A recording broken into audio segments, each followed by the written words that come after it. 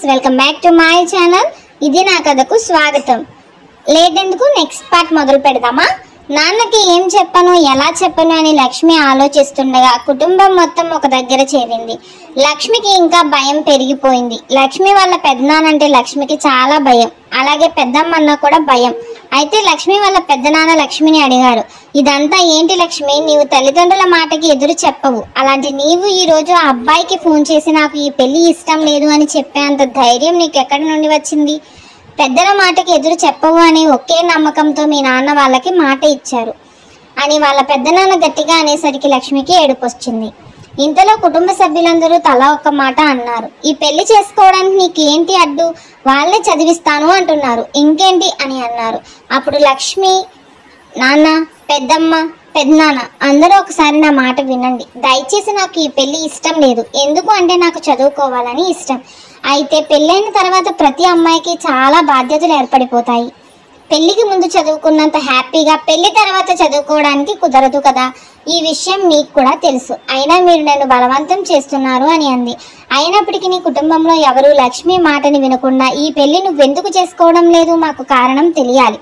చదువు ఒకటే నీకు కారణమైతే పెళ్లి తర్వాత నీకు ఎలాంటి బాధ్యత లేకుండా ఆ అబ్బాయి ఆ ఒక్క సంవత్సరం ఇక్కడే మన ఇంటి దగ్గరే ఉండి చదువుకోవడానికి కూడా ఒప్పుకున్నాడు. అయినా నువ్వు వద్దు అంటున్నావేంటి? అంటే ఏదో కారణం ఉంది. ఆ కారణం ఏంటో మాకు తెలియాలి. ఎవరినైనా ఇష్టపడ్డావా, లేకపోతే ఎవరినైనా ప్రేమించావా అని లక్ష్మిని నిలదీశారు. అయినా సరే లక్ష్మి ఏమీ మాట్లాడకుండా మౌనంగా ఉంది. అలా మౌనంగా ఉన్నందుకు కుటుంబ సభ్యులందరూ నువ్వు ఖచ్చితంగా ఎవరినో ప్రేమించావు, అందుకే ఇంత మౌనంగా ఉన్నావు. లేదు అంటే ఎందుకు నువ్వు మాకు సమాధానం చెప్పడం లేదు? ఇక్కడే ఉండి చదువుకుంటాను, అయినా కానీ నీకు ఈ పెళ్ళి ఎందుకు ఇష్టం లేదు? అది మాకు తెలియాలి.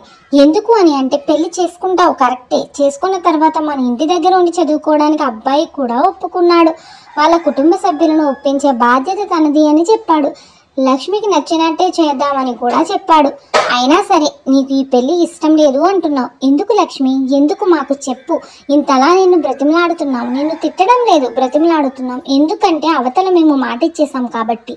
నువ్వు ఇదే మాట సంబంధం వచ్చిన రోజు మాతో నేను చేసుకోనంటే చేసుకోను అని అప్పుడే గట్టిగా చెప్పి ఉంటే ఇది ఇంతవరకు రాకపోదును కదా. ఆ రోజు నువ్వు ఏం మాట్లాడలేదు, మౌనంగా ఉన్నావు. మౌనం అర్ధంగీకారం అంటారు. మేము కూడా అలాగే సరే మౌనంగా ఉంది కదా దీనికి ఓకేలే అనుకున్నాము. కానీ నువ్వు ఇప్పుడు సంబంధం అంతా మాట్లాడుకున్న తర్వాత నువ్వు ఇలా చెప్పడం ఎంతవరకు కరెక్ట్? వాళ్ళందరికీ చెప్పుకుని ఉంటారు కదా, వాళ్ళకి ఎంత పరువు పోతుంది. అలాగే మాట ఇచ్చినందుకు మాకు ఎంత పరువు పోతుంది. నీకు ఇవన్నీ అవసరం లేదా? నీ గురించి ఆలోచించే తల్లిదండ్రుల మీద గౌరవం లేదా? తల్లిదండ్రుల మాటకి విలువ లేదా? నువ్వు తల్లిదండ్రుల మాట వినవా అని లక్ష్మి తండ్రి చాలా ఎక్కువ కోపడ్డాడు. ఇంకా లక్ష్మికి ఏం చేయాలో అర్థం కాలేదు. అలా ఏడుస్తూ అలా మౌనంగా ఉండిపోయింది. పెళ్లికి మాత్రం చేసుకోను అని కరాఖండిగా చెప్పింది. నేను ఒకవేళ పెళ్లి చేసుకున్నా నేను నాలా ఉండను. ఎలా ఉంటాను అంటే తాళి కట్టించుకుని బొమ్మలా ఉంటాను. నేనైతే హ్యాపీగా ఉండను నాన్న. నేనంటే నీకు చాలా ఇష్టం. ప్లీజ్ నాన్న, నేను చదువుకుని జాబ్ చేసిన తర్వాత పెళ్లి చేసుకుంటాను. దయచేసి నన్ను అర్థం చేసుకోండి. మీరు చూపించిన వాళ్ళని నేను పెళ్లి చేసుకుంటాను, కానీ ఈ పెళ్లి మాత్రం నేను ఇప్పుడు చేసుకున్నాను అన్నది. అప్పుడు లక్ష్మి వాళ్ళ అమ్మ, సరే అయితే నీవు ఇప్పుడు చేసుకోను అంటున్నావు కాబట్టి నేను అబ్బాయి వాళ్ళతో మాట్లాడతాను. ఇంకొక 2 సంవత్సరాలు ఆగితే మా అమ్మాయిని ఇచ్చి చేస్తామని చెప్తాను అని వాళ్ళ అమ్మ చెప్పింది. అయినా సరే ఆ మాటకు అసలు ఏ సమాధానం ఇవ్వకుండా నిల్చుంది లక్ష్మి. ఇంకా వాళ్ళ అమ్మ నాన్నకి అర్థమైంది, మనం ఎంత ఫోర్స్ చేసినా ఈ అమ్మాయి మొండిది, పెళ్లికి ఒప్పుకోదు. మనం ఎంత అడిగినా ఒప్పుకోదు, మనం ఎంత బ్రతిమలాడిగినా కరగదు. ఒక రాయి లాంటి మనసు కలిగినది అని అందరూ ఒక్కొక్క మాట అని వదిలేశారు. లక్ష్మి వాళ్ళ అమ్మ అబ్బాయి వాళ్ళ అమ్మకి ఫోన్ చేసి విషయం చెప్పింది. వాళ్ళు ఒక 2 మాటలు అని, సరేనండి ఇలాంటివి ఉంటే ముందే చూసుకోవాలి, ఇప్పుడు మాకు ఎంత బరువు పోయింది, 2 మాటలు అని ఫోన్ పెట్టేశారు. ఇక్కడితో లక్ష్మి సంబంధం చెదిరిపోయింది. అందరూ ఎంత బాధపడుతున్నా లక్ష్మి మాత్రం చాలా ఆనందంగా ఉంది. కథ కొనసాగుతుంది, చూడండి. Thank you for watching. Please do like, share and subscribe to my channel. Thank you.